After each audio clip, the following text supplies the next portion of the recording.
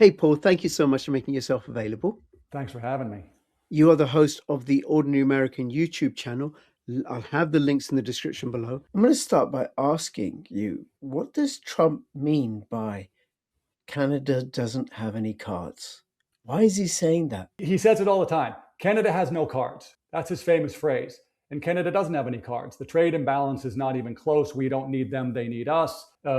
And I will say that from my macro point of view, and we talk about this on the show a lot, we normal people, we think there's a policy disagreement. We think that there's something about tariffs and something about trucks and, it's maybe a little bit more complicated than that. It's not. Carney wants to create a problem that creates suffering and chaos in his own country. He's not looking for prosperity. He is not. The left, the globalists, they do not want prosperity. They want conflict over commerce. They want people to suffer and they need chaos. When people are suffering and they need chaos, they can't think straight. They're begging for the government to help them. If you ever see that TV show Succession, where the father figure keeps the siblings always in conflict with each other, that's somewhat of how I see the globalist narrative. They want all of us outside of the city of London to be fighting with each other, fighting for the Strait of Hormuz, fighting for Canada's dairy situation, fighting for all this. So Carney's not really trying to solve anything. Trump is. Okay, hold on a second. Now, if there's any viewers still left, please excuse my nonsensical, tongue-in-cheek, facetious framing of the question, right? But I had it that Canada, what I think Canada wants to do, what Carney wants to do, rather than Canada and the good Canadian people, right? What Carney wants to do, with the support of his globalist backers, is undermine the United States and make things difficult for the United States. It hadn't occurred to me that he wanted to make things even more difficult for the poor Canadian people. Isn't this a sort of assault on the United States, though? It is an absolute assault on the United States. It's both. It's both. Now, if you're me, you look and you kind of laugh a little bit because Carney doesn't have any cards to assault the United States. He thinks he's like the guy in the fraternity house who's going to paint his chest with the word ox on it, and they're going to throw him in to do all the crazy stuff. He's the central banker. Oh yeah, he's the central banker. By the way, I'm not an expert in Canadian politics, but I don't need to be an observer. He wasn't elected by the normal way that the Canadians put in their prime ministers. He was not. He was put in place. So yes, he would love to undermine the United States. By the way, what do you think Iran's doing? Iran's, those regime people, I don't think any longer believe that we're going to get back to it and I'm going to be the next Ayatollah and I'm going to control 200 billion of assets and I'm going to be, buying real estate in the city of London. I think they're just being propped up and said, delay him. Maybe we can affect the midterms, which is why Trump says very often, I'm not worried about the midterms. He's trying to send that message. So go back to Canada. Yeah, Carney would love to disrupt America. He's limited in what he can really do. I can't remember the exact numbers. I think they rely on us in like the 78%-ish range in terms of economic benefit. We rely on them in the 2% or 3% range. Right. So, it's not... Which would kind of figure when you compare the populations between Canada and the United States. I think Canada is roughly about a fifth of the population of the United States, might be less. I think so. But also the industrial power. The United States, even now after NAFTA, has far greater industrial power. Canada has a lot of resources. So what is Carney going to do? Say you can't have our milk? You can't have our maple syrup? Yeah. I mean, that's exactly what he's going to do. How will you cope? For you, Paul, as an ordinary American, how will you cope without milk and maple syrup? I mean, there's no other producers. I mean, we can't even go to our leftist capital, California, to find great milk producers. I mean, this is the point, is that if Carney were serious, which he's not, if he was really looking for prosperity for Canadians, he's looking for power for globalists. He's looking for power for leftists. He's not, I say this all the time, wake up, Canadians. You think you and he, if you go that way, are simpatico. You are not. He does not care about you. So he's got no cards. He's not going to do anything. Yeah. I mean, you can see there's a great thing on X where they're showing a pipeline that goes from Alberta into America and then back up to Canada. And the question is, what are you going to do, Carney? Like, you rely on us. So he isn't really looking for prosperity. He's tricking, this is what the left always does, he's tricking the people by telling them stories. We're even starting to see some of this come out now. Some of the people who are involved are starting to talk, and I'm reading like, wait a minute, Carney's not telling the truth. Big shocker, big shocker that a leftist. Wait, well, hold on, Paul. You're saying this ex-Bank of Canada governor, this ex-Bank of England governor, this banker is not telling the truth? Paul, I know, it's hard to believe. Let us know in the comments if Paul should wash his mouth out for blasphemy. I know, it's just crazy that I would come up with that idea. I'm the first guy ever to think that. I mean, what you just mentioned is critical. Of probity. Sorry, Paul. Yeah, exactly. No, but what you just mentioned is critical. He is the ex-banker from Europe, and Canadians are supposed to believe that he's going to come back over and suddenly I'm for Canada. Yeah. Canadians, like I'm a Boston Bruins fan. If you're an old hockey fan, Canadians and Bruins, we're enemies, okay? But we're together on this. He is not helping you. He does not want you to survive. So I go back and I went to your original question, like, what's going to happen? It's going to play out exactly the way you think it's going to play out, Rich, which is that he's going to bluster. Mm-hmm. It's going to affect them more than us. The American press is going to try to use it to make Trump look bad. Trump's going to not look bad. If you've on my show, I say all the time, who's the idiot who's voting or betting against Trump since 2015? That's been a losing bet, right? I mean, I think even somebody who's got TDS to the extreme can acknowledge that if you've been betting against Trump since 2015, you've had a couple of pockets where you felt good, but you always lost. Okay. All right. Well, back to the Canada thing. Carney, now here, I'm going to try and channel Tom Luongo, but I'm probably going to do a complete mashup of it, right? I don't know how many US treasuries that Canada has. Can he sell those to depress the dollar or attack the United States in some way using the bond market and the currency market? Sorry, attack the US in some way? This is a great topic, and Tom's one of the best on this. So as the City of London crowd over the course of time, and Susan Kakinda and Barbara Boyd are as good as anybody on this as well, as they've done what they would call financialize the economies, okay? Wealth extraction through financialization. By the way, Canadians, that's what Carney's doing to you. He's extracting your wealth and it's not going to you. Okay, but as that's happened and they financialize the world economies, pluses and minuses, like Thomas Sowell teaches us, everything's trade-offs. The trade-off is exactly what you said, which is that you can use the financial system as a real weapon. We've seen that. We've seen that way back with the bond vigilantes. We've seen it with Bessent when he was with Soros and they crashed the pound. We've seen these things. So it goes both ways. Now here's, pardon me tying in these macro things, but here's where the triple Trumper in me comes out. The antidote to being susceptible to the use of the financial system, what you were talking about in terms of dollar and bonds, to hurt America is having the strongest economy in the world. Mm-hmm. And not the fake strongest, the strongest. So if you go back to Trump 1, do you remember drill, baby, drill? Yeah. Okay. Everybody that I read at the time said he's an idiot. He can't drill our way into energy self-sufficiency. That's stupid. It's going to take decades. He did it in like 18 months or something like that. Okay. That was what I would call cornerstone 1. Mm-hmm. Creates an energy flow. And even though Biden tried to stop it, there's only so much you can do as the commodities are being pulled out. Okay. So I think what Tom might say, if I try to channel Tom myself, is can Carney use, say, the bond market to affect America? In theory, because they've financialized the world economy, yes. But in practice, because the American economy is reindustrializing, because we are what we make, because he's bringing commerce, not conflict, around the world, because we make our energy, our food, our medicine, or starting to again. Because of all these things, it's going to be harder. And then Canada has the added problem that they're a rounding error, or barely a rounding error. Okay. So as you pointed out, like, geez, what are we going to do without their maple syrup? I think we'll survive. Okay. If I don't have the figures on me, and please in the comments chime in. If Canada is such a massive holder of our treasuries and they could affect our markets in a way, say China might or Japan might or one of the bigger holders, let me know.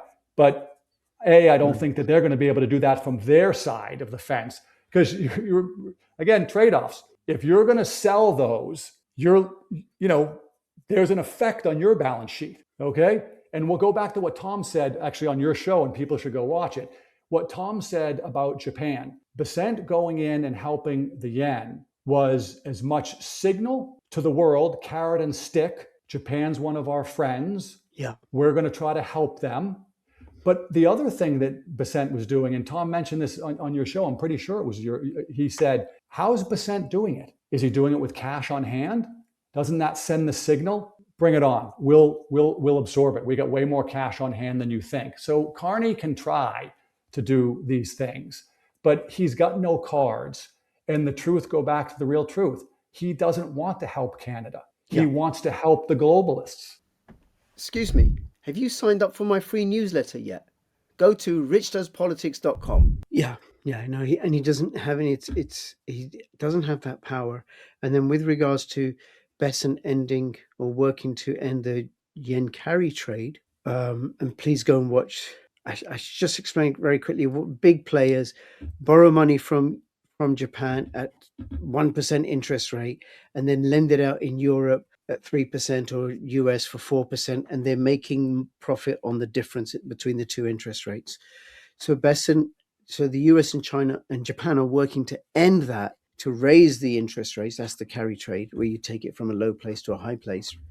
Who Bessent is attacking is the ECB and the BOE, far more powerful than the Bank of Canada, many times over, right?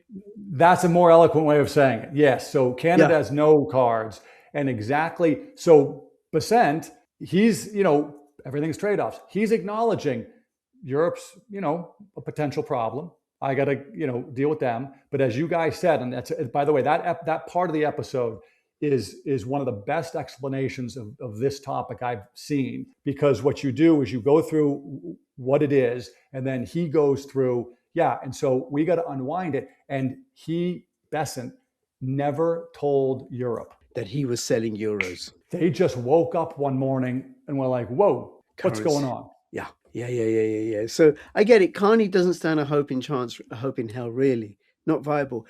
And it seems to me, and I'm not the one who said this, I've heard this elsewhere. I think Tom said this, and perhaps others on my channel and Ace's channel. And by the way, please do subscribe to The Ordinary American, because you do daily live streams. Monday through Friday, daily, 2 p.m. 2 p.m. hour-long live streams, and you'll be doing more. What was I going to say? They're waiting it out. Yes, they just got to wait Trump out, right? And hopefully for them, Trump will lose in the midterm, so he won't have control of the Congress and he won't have control of the House of Representatives or the Senate. And then in 2028, Gavin Newsom can run with Hunter Biden as VP. And then that J.D. Vance doesn't have a chance. J.D. Vance and Rubio don't have a chance against Hunter Biden, let alone Gavin Newsom, right? I mean, doesn't everybody want an artist for a vice president or president? A really shitty artist. Oh, come on, Rich. That work he did was so spectacular. And by the way, it was all legitimate. Yeah. Like none of those buyers were looking for any. I mean, come on. To hide some money. I'm sorry, Paul. I stand corrected, right? Which is why people should subscribe to your channel instead of the nonsense that I put out. All right. This is the thing. I'll go back to the Carney lying stuff. It's all a lie on the globalist left. It has to be, because none of it works. It works for them. It works for the people who are getting, benefits through the financial system, the cotillion effect closest to the money printer, et cetera. Okay, it works for them. It does not work for ordinary Americans, or ordinary Canadians, or ordinary Middle East people, or ordinary anybody else. It's always up at that level. So it's the same thing. And so when I see somebody like the midterm, the Hunter Biden stuff, all these kinds of crazy stories, to me, on my show, you probably don't know this because it's an American thing, but there's a show called The Brady Bunch. I used to watch The Brady Bunch. Oh, did you really? Yeah, I did. It was let us know in the comments if you used to watch The Brady Bunch. I said, The Brady Bunch. Here's a story. Go on. Well, did you ever see the one where Greg, it's one of the later ones because he's older, when Greg is trying to be a rock star and he goes and meets a producer and they love him and they say, this is great, and they do a recording. And when they play it back for him, he notices it doesn't sound anything like him. And he says, that's not my sound. He's like, who cares about your sound, man? You fit the jacket. And, they give him the suit for Johnny Bravo is the name of the character they want him to play. And then he eventually, like you'd expect from a good, character there, to say, well, that's not really me, so I'm not going to do this. I'm going to turn down the riches and the fame, and I'll just go home to my, valley living. But I bring it up to say the Johnny Bravo thing, because at the end they say he never really did fit in the shoulders. It's all fake. It's not his voice. He's just wearing a suit. Everything on the left is fake. It's always this way. Hunter Biden with this rehab tour. I mean, and I mocked you because of the absurdity of the Hunter Biden was an artist and suddenly his paintings are selling for $500,000 or whatever they were selling for. And we're supposed to believe nothing wrong there. Don't worry about it. Like it's preposterous. So go to the midterms for one quick second. I'm in the minority because I believe Trump's going to do way better in the midterms than people think. But I'll add sort of what I think might be a unique take. Please, in the comments, let me know if this sounds insane. If you ever watch any of those YouTubes where they show the guys going through the training in the military, one of the things that some of the guys will say is, the good news, bad news. I got picked on a lot, or I couldn't do some of this things, so I had to do extra push-ups, or I had to do extra whatevers. And that was, in the moment, I thought it was bad. But long run, I was getting stronger. My head was getting in the frame of reference that I needed to be in it faster. So it helped me. Trump has not had, it's not as if we can point and say, boy, if the Democrats win the midterms, what are we going to do with our legislative agenda? He has no legislative agenda that's getting through anyways. Yeah. So he's had to come up with these workarounds, Rich.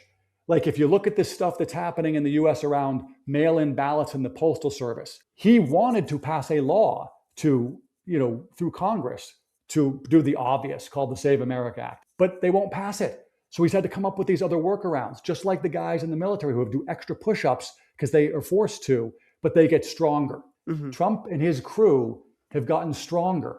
And I'll just mention one more thing. People can go back and watch a guy that Susan and Barbara talk about him a lot.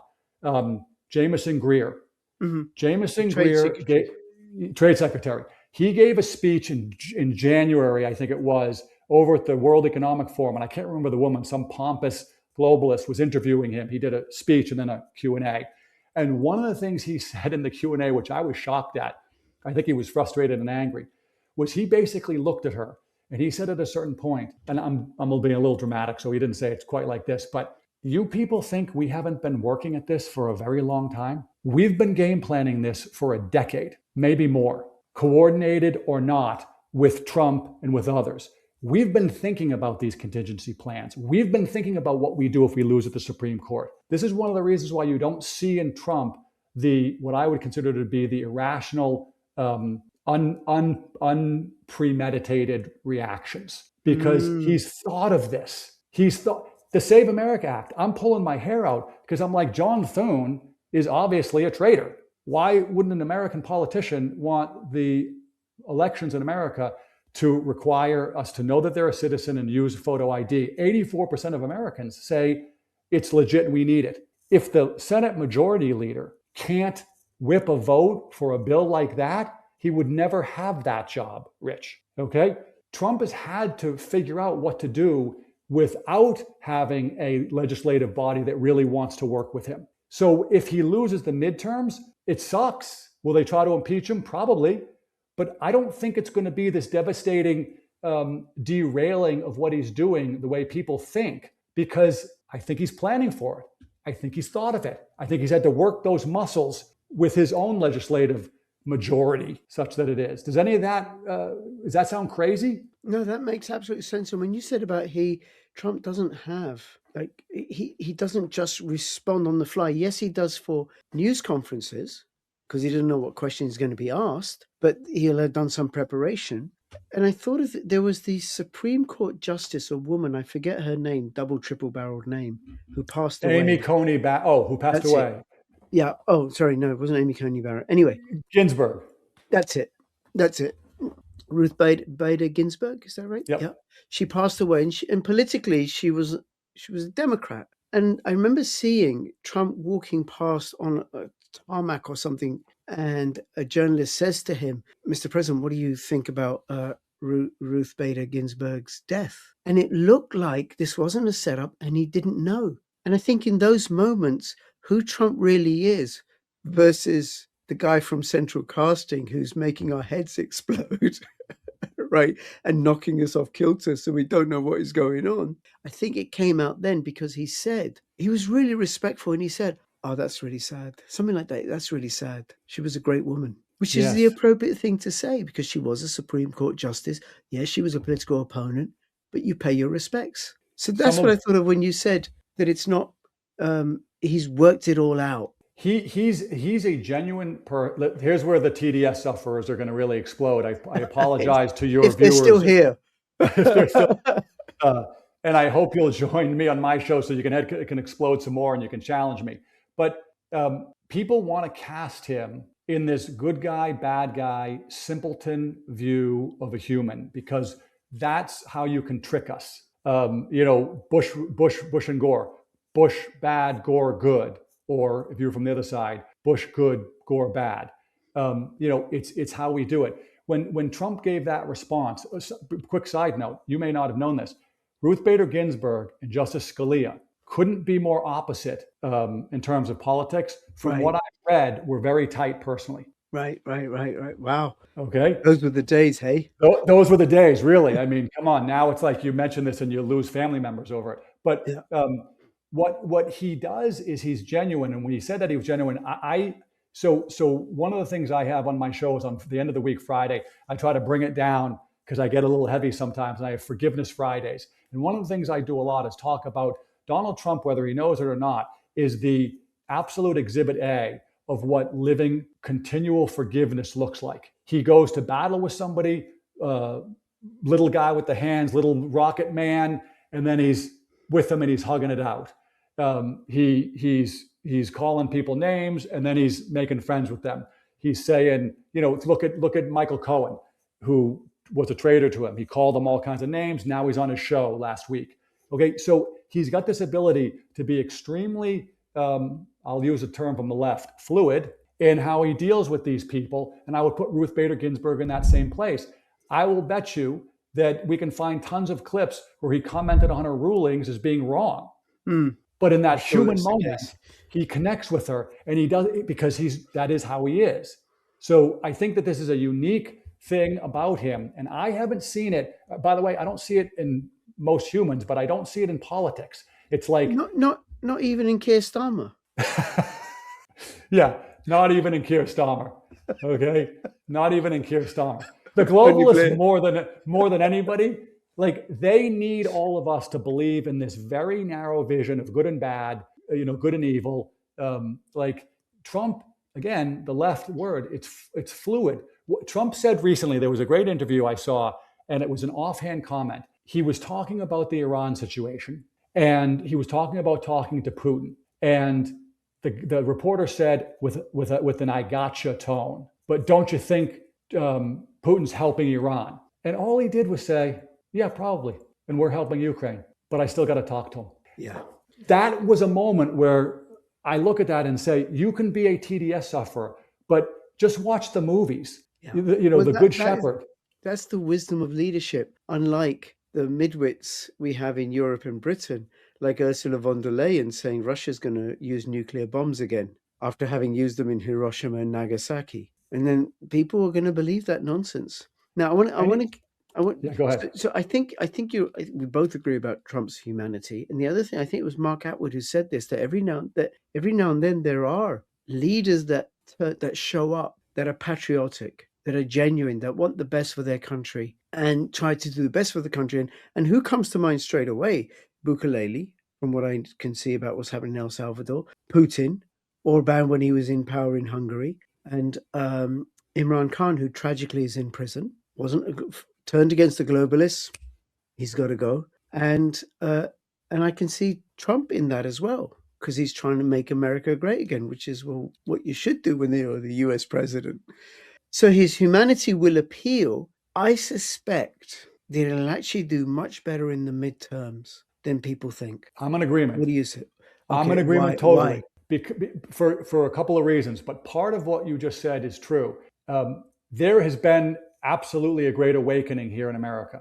If you go and look at there's a great site called 270 to Win. I don't know the people, I get nothing from it. It's just a great site for information on American presidential elections. It shows county by county voting going all the way back. I don't know what year it goes back to, but as far as I can go back. Mm-hmm. If you look at California in 16, 20, and 24, what you see is a reddening Republican, a reddening of the state. And the blue part is shrinking. And the blue part now in 2024 was essentially San Francisco, the coast, LA, and parts of San Diego. And the entire rest of the state, Sacramento. Okay, so it goes Sacramento, San Francisco, down to LA.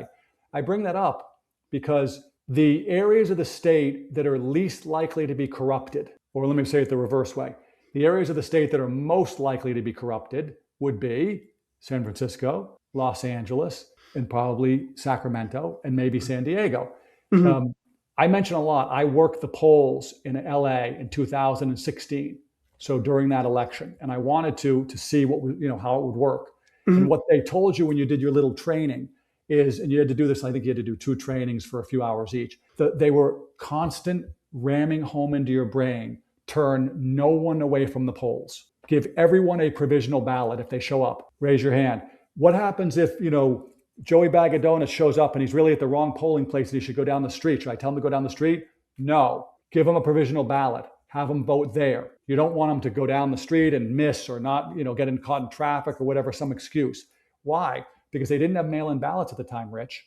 Mm-hmm. So the provisional ballot, which you fill out by hand, and we took and put in a black box, which went downtown, they opened it up, saw everything, checked to see that they were a registered voter, but they see the vote, and then supposedly counted it. Okay. So then they could remove. If I wanted to corrupt the system, Democratic votes. Yeah. I would want to see who they voted for. How do I create a pretense to do that? Get them to fill out a provisional ballot, which I have to check to make sure that they're a registered voter, Rich. I got to do that. So then I get to see it. I bring it up to say, I think he's going to win the midterms. However, I have very little faith in these elections, certainly in Democrat-controlled places. So, one of the things I talk a lot about on my show is I think the civil war you see in the Democrat Party right now, I think you have the establishment Democrats realizing that the leftists who they invited into their party because they needed the votes, they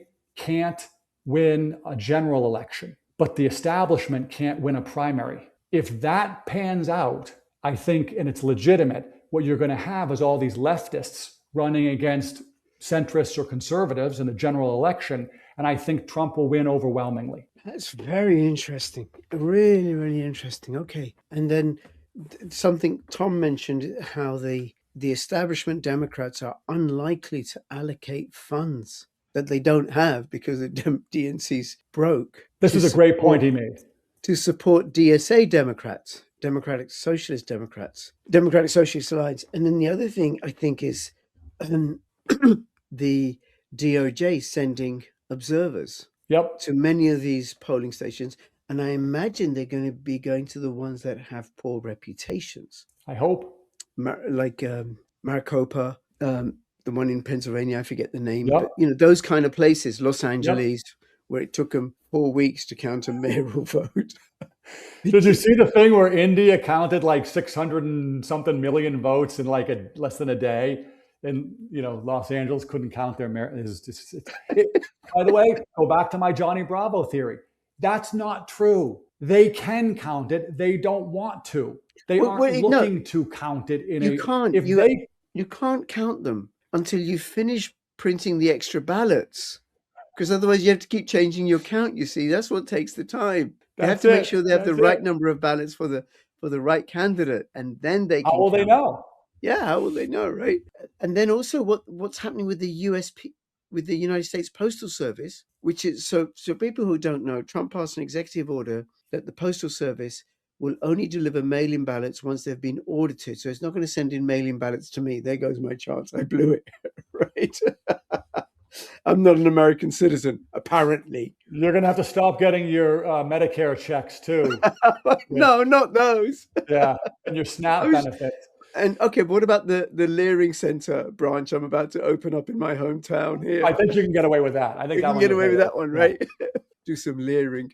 Okay, so the courts, it's got to go to the Supreme Court, but it's been ruled that the Postal Service can't do this. The ruling's gone against Trump, I understand. It just reversed itself again. Well, what do you mean? So now the Postal Service can restrict the mail ballots going to states that haven't given the federal government the voting lists.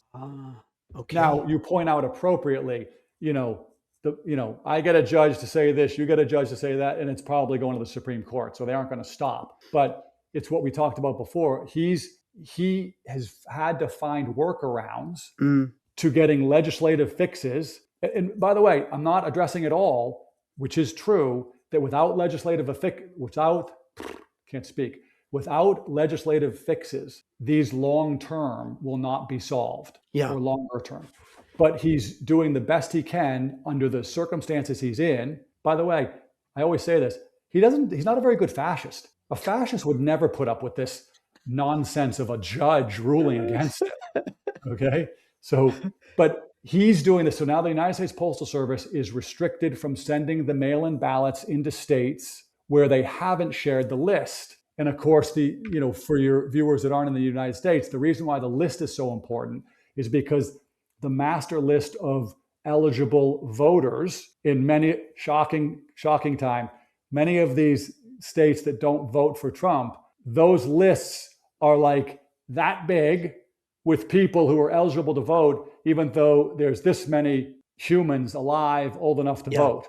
Yeah, lots of dead people or non-citizens on those lists. Yeah. Tons. And there's some great stuff that Elon did on the Rogan show where he talks about, it's probably not real if you're 175 years old, and we don't have to quibble about it. We just have to get rid of it. Yeah. And if you ever watch, Tom Fitton is a guy from Judicial Watch. Judicial Watch, yeah. He's done, used to live in California. I lived in California until right at COVID 2020. And he did great work. It took years and appeals, but he got some of the voter rolls in Los Angeles fixed, some of it, got the dead people off. They put more dead people on, but this is the problem. And so the USPS, the United States Postal Service thing, is not a small matter. The Democrats, go back to Venezuela. When Hugo Chavez figured out he wasn't going to win and Cuba wanted him to win, they came up with the Smartmatic and they rigged the votes. We don't know the details, but that's basically what happened. So the left, the globalists, have figured out, well, I don't need a bloody revolution. I don't even really need to convince people of my points of view. I just have to be believable enough, put out enough fake polls so that when I win the corrupted election, it doesn't scream corruption. So, and that's what they do. So this is the USPS thing is a big deal because they use these voter rolls and these mail-in ballots. Essentially, they legalize the illegal. Yeah. And they use the polling, the opinion polls, to demoralize the Republicans because the Dems are going to win. So don't bother voting. It's a pointless task, right? But the Dems, the crazy thing is, and you talked about it, what is the Democratic platform? What's their vision? What are they offering America? They have no idea. Here's what they're offering America. We're not Trump. That's the primary thing. I'll vote for that. That's enough. Never mind about war and the economy and petrol prices and good food. No, just not Trump. Okay, good. We're not Trump. And what you see, you know who James Carville is?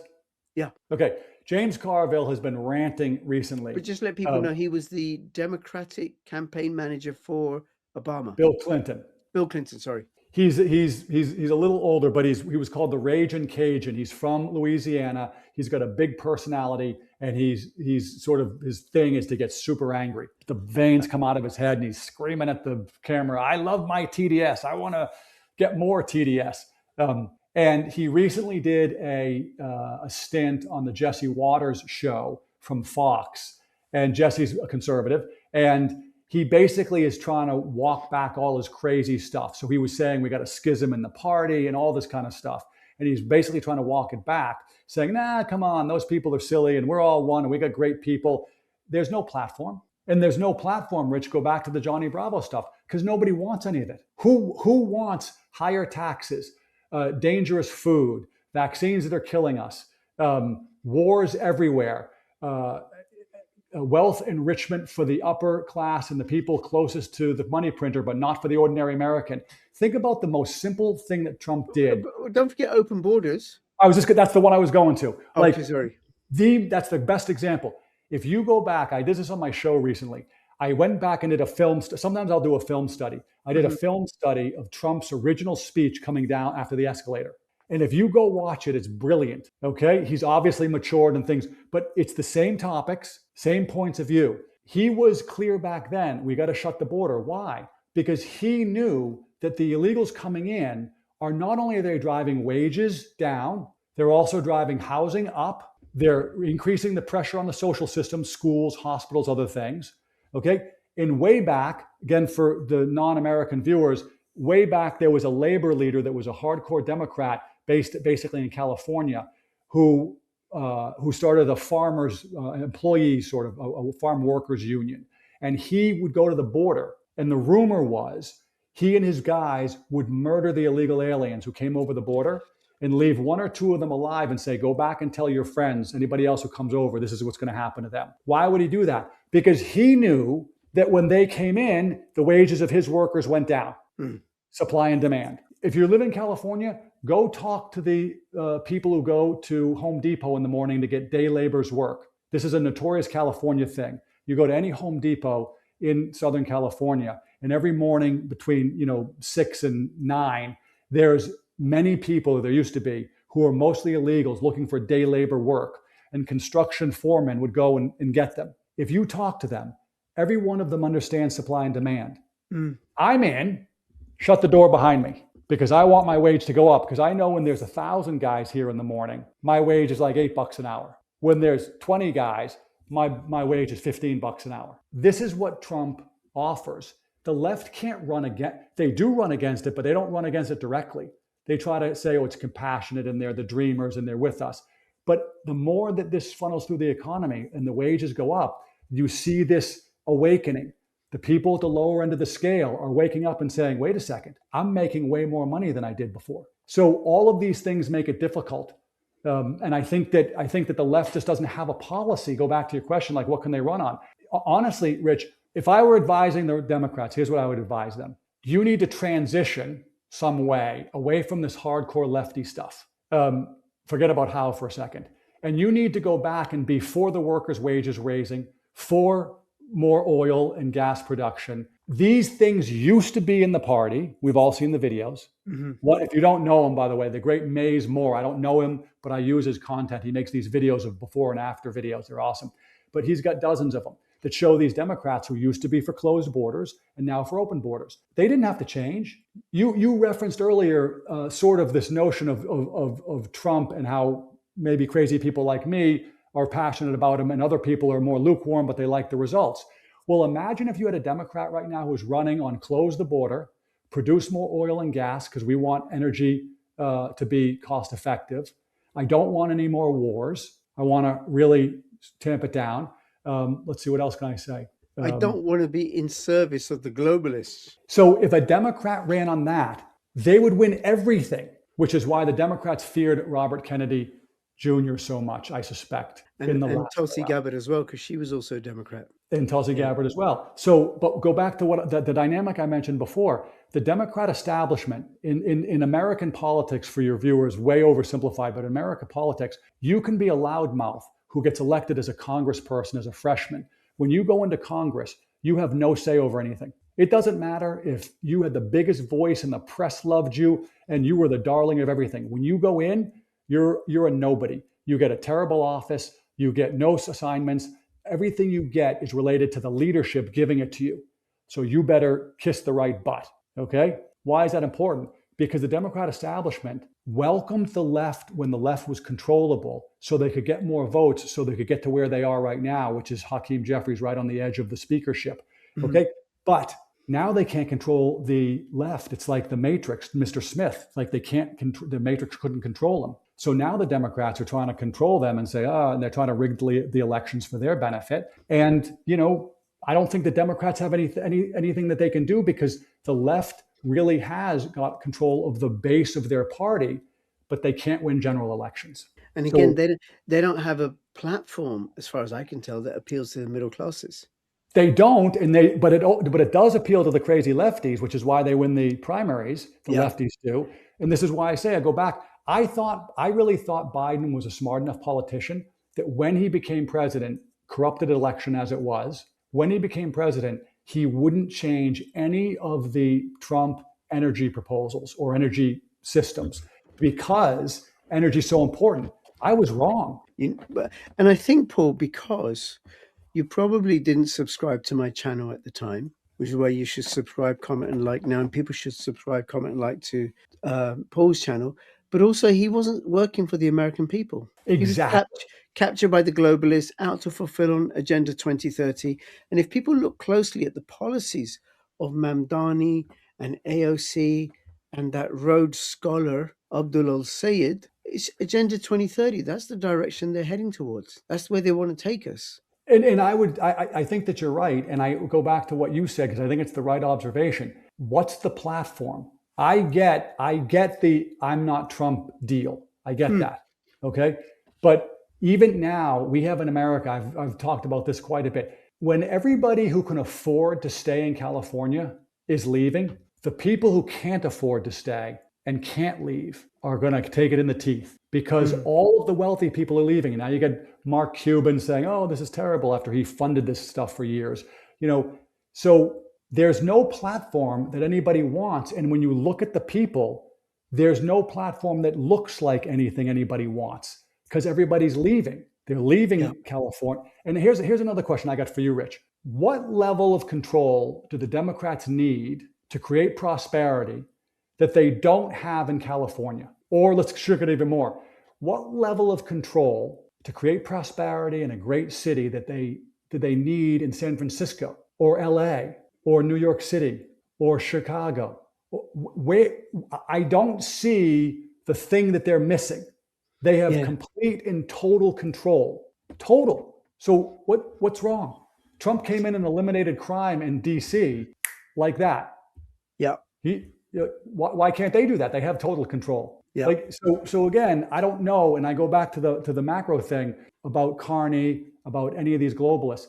They aren't looking for prosperity. It's not a debate about policy. We are not debating policy. They know their policies don't work. They don't care. They only care about power. James Carville said once, power is the only moral imperative. If you don't have power, it doesn't matter, because you can't govern. So getting power by any means necessary is the only moral imperative. And I think you see that, whether it's in Europe, whether it's in the United States, whether you mentioned earlier, and I'll say it, I don't think Putin's a good guy, but he's out for Russia. Yeah. And what Trump is trying to do is he's trying to create these sovereign nations, because he understands that it's a heck of a lot easier to deal with Putin than it is a whole globalist regime of everything. Yeah, far more decentralized. Paul, thank you so much. It's been great talking to you. Everybody, please check out his channel on YouTube and also follow him on X. I'll have the links in the description below. And share, comment, like, all that business. This is Rich and Paul signing out. All the best. Bye-bye.